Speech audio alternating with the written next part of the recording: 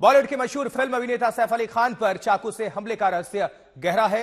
कैसे हुआ हमला, किसने किया हमला, क्यों किया, ये तमाम सरल और स्वाभाविक सवालों का अब तक जवाब नहीं मिल पाया है। देखिए, सैफ पर चाकू से 6 वार करके हमलावर आसानी से भाग निकला और किसी सुरक्षाकर्मी की नजर भी नहीं पड़ी। यह हैरान करने वाला वाकया लगता है।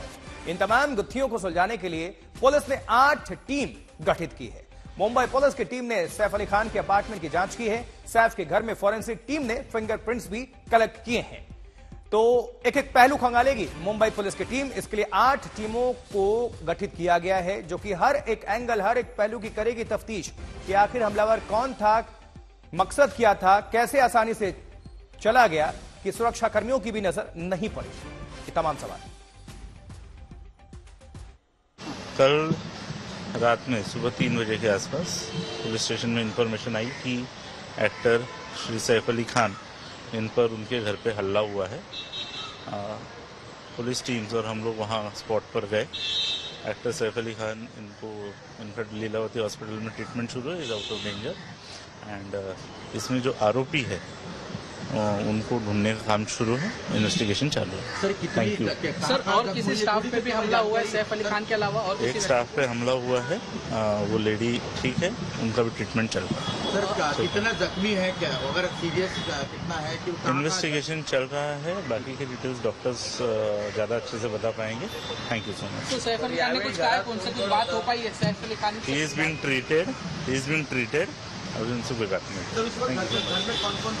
इन्वेस्टिगेशन की डिटेल्स हम रिवील नहीं कर सकते हैं। आप सबसे रिक्वेस्ट है, जो भी इसमें प्रोग्रेस होगा हम आपसे अपडेट करेंगे। Thank you.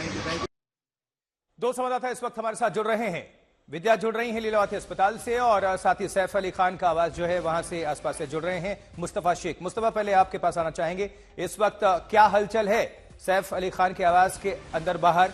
पुलिस वाले क्या कह रहे हैं? ये तफ्तीश हर एक एंगल से हो रही होगी। बहुत सारे अनसुलझे सवाल हैं जिनका जवाब पुलिस को ढूंढना है।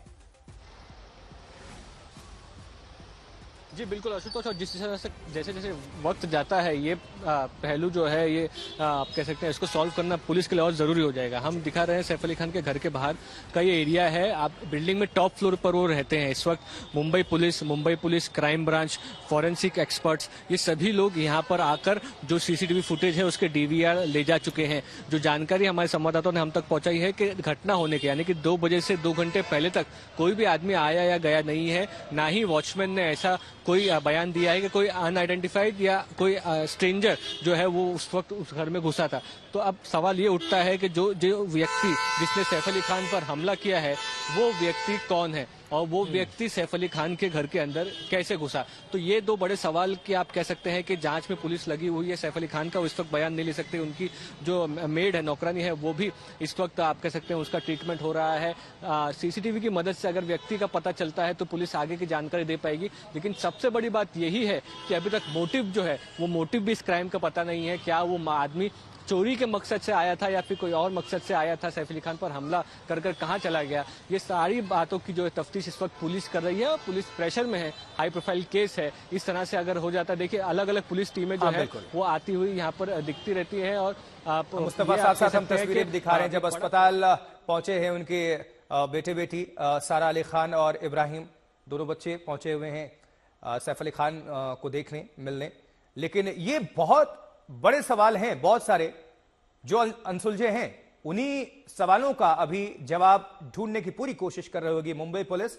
और मुस्तफा, ये भी अपने आप में ताज्जुब वाली बात कि जो सुरक्षा मिलते हैं वो तो होती हैं, निजी सुरक्षा कर्मी भी होते हैं, प्राइवेट जो भी सेलिब्रिटीज होते हैं, तो किसी की भी नजर नहीं पड़ी। अपने आप में ये बात निकलते या जाते। विद्या, आपकी मौजूदगी चूंकि अस्पताल के आसपास है, इस वक्त क्या हलचल है और डॉक्टर्स क्या कह रहे हैं, किस तरह की अभी हालत है, स्टेबल है सैफ अली खान, ये सब कुछ आपके पास जो भी इनपुट्स मिल रहे हो वो अभी रखिए दर्शकों के पास।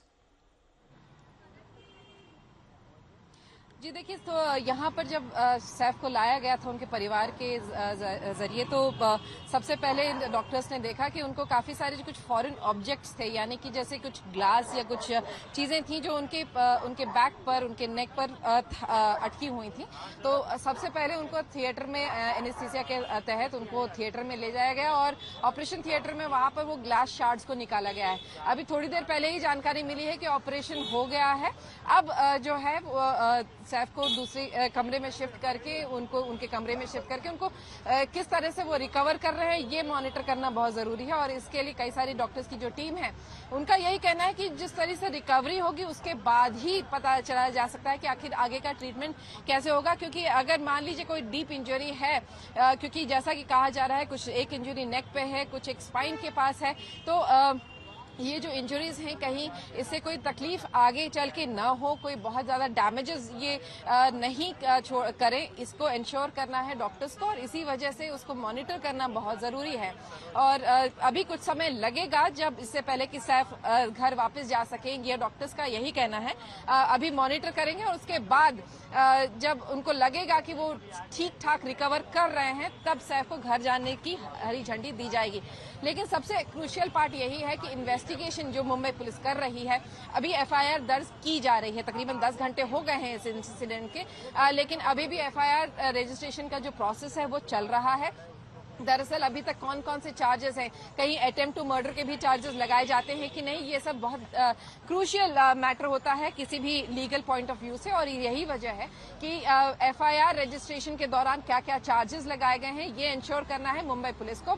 साथ ही इन्वेस्टिगेशन का अगर एस्पेक्ट देखें तो इन्वेस्टिगेशन में स्टेटमेंट रिकॉर्ड अगर आप देखें तो ये जो इंसिडेंट जो बताया जा रहा है मुंबई पुलिस की तरफ से उसमें 2 अहम लोग हैं, यानी कि सैफ अली खान और उनकी जो साथ जो उनके घर में काम करती हैं वो महिला जो मेड है, वो बताया जा रहा है कि क्योंकि इंसिडेंट ऐसा बताया जा रहा है कि मेड हाथापाई कर रही थी, इस समय जो सैफ है वो पहुंचते हैं वहां पर और मेड को बचाने के चक्कर में फिर वहां पर यह हाथापाई इस तरह से एस्केलेट होती है कि उन पर अटैक हो जाता है।